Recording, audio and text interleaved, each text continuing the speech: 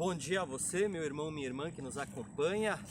Estou passando aqui para desejar uma abençoada semana, diretamente do Mar da Galileia. Não, é brincadeira, é da Lagoa dos Patos, mas eu propositalmente fiz essa brincadeira porque nessa manhã eu queria falar um pouco do Mar da Galileia, que foi fundamental, né? Foi um dos centros geográficos do Ministério de Jesus.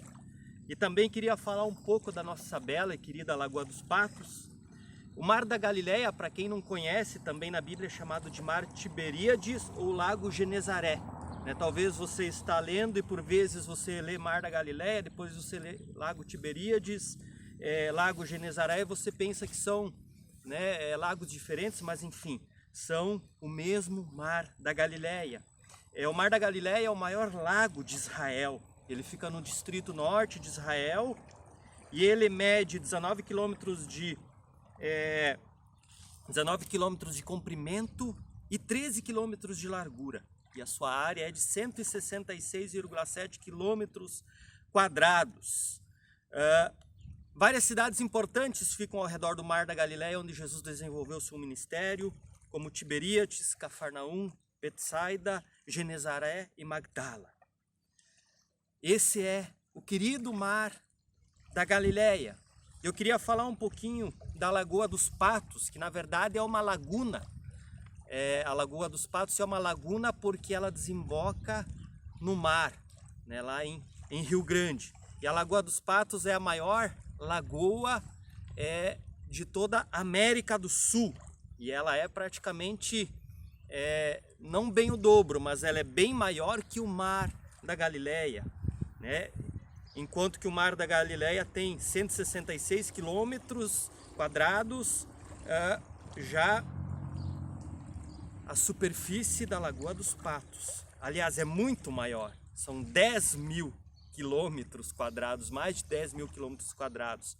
Então ela é bem maior que o Mar da Galileia e ela tem 265 quilômetros de comprimento e 60 quilômetros de largura. Essa é, então, a nossa querida Lagoa dos Patos. E eu fiz questão de vir aqui nessa manhã, porque uma das palavras que eu quero deixar para você é uma palavra que aconteceu num cenário parecido, Não aqui na areia da Lagoa dos Patos, mas na areia do Mar da Galileia, que foi quando Jesus convida os seus primeiros discípulos. Eu quero ler esses 5 versículos de Mateus capítulo 4, a partir do verso 18, onde nós lemos: Jesus estava andando pela beira do lago da Galileia, quando viu 2 irmãos que eram pescadores, Simão, também chamado de Pedro, e André. Eles estavam no lago, pescando com redes. Jesus lhes disse: venham comigo e que eu ensinarei vocês a pescar gente. Então eles largaram logo as redes e foram com Jesus. Um pouco mais adiante, Jesus viu outros 2 irmãos, Tiago e João, filhos de Zebedeu. Eles estavam no barco junto com o pai, consertando as redes. Jesus chamou os 2 e no mesmo instante eles deixaram o pai e o barco e foram com ele.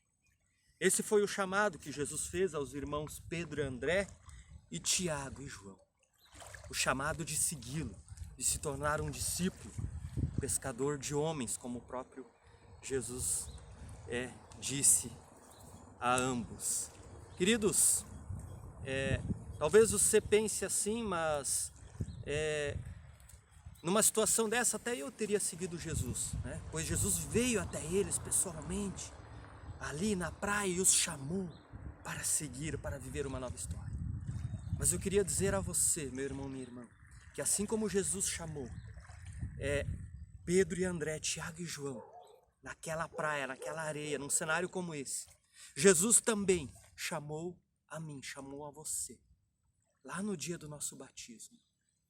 Por isso que eu gosto muito, nas vezes que eu sempre realizei os batismos, de usar aquela música, Tu vieste à margem do lago, e aí tem uma parte da música refrão que diz: Senhor, olhaste em meus olhos e sorrindo disseste o meu nome. Lá na areia deixei o meu barco e contigo vou seguir outro mar. E é isso que Jesus faz conosco no batismo. Ele vem até nós, nos chama para viver uma nova história, para viver o plano que Ele preparou para cada um de nós, de antemão, antes mesmo do nosso nascimento.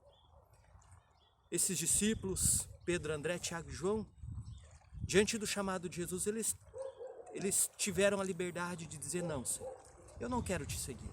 Eu quero viver a minha história, eu quero continuar no ramo da pesca, eu quero talvez ser um empresário bem-sucedido, criar uma frota de barcos, uma grande companhia de pesca, enfim, eu quero realizar os meus sonhos materiais, os meus objetivos, eu quero viver a minha vida. E Jesus teria chamado outras pessoas.